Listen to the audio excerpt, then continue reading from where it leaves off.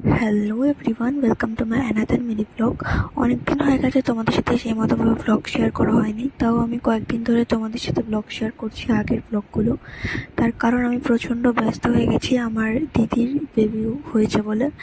আর একটা বেবি নয়, দুটো বেবি যেহেতু, তাই আমাদের সামলাতে হচ্ছে, দিদি একা তো সামলাতে পারবে না। তো এটা ছিল সরস্বতী পুজোর দিনের ব্লগ। তো আমি বৌদির বাড়ি সকাল সকাল চলে এসেছি পুষ্পাঞ্জলি দিতে, সাথে করে একটা বই নিয়ে এসেছি।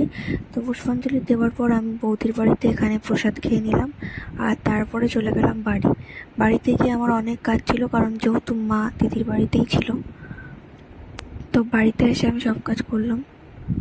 তারপরে আমি সুন্দর করে রেডি হয়ে গেছি স্কুলে যাওয়ার জন্য।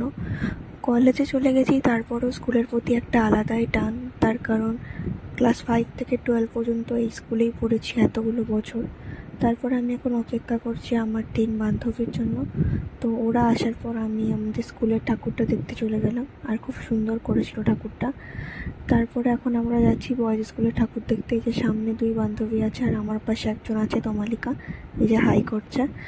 তারপরে আমরা চলে গেছি বয়েজ স্কুলের ঠাকুরটা দেখতে। এবারে স্টেজে করেছে, আর এইদিকে রাজন্যা কিছু বলছে যে সাবস্ক্রাইব করে দাও।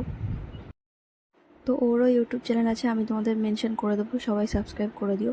তারপর এখন এই বাবানকে আনতে যাচ্ছি ওদের স্কুলে যাব বলে ঠাকুর দেখতে। তো তারপরে ওদের স্কুলে চলে যাওয়ার পর আমরা দুপুরবেলাতে বিরিয়ানি খেয়েছি।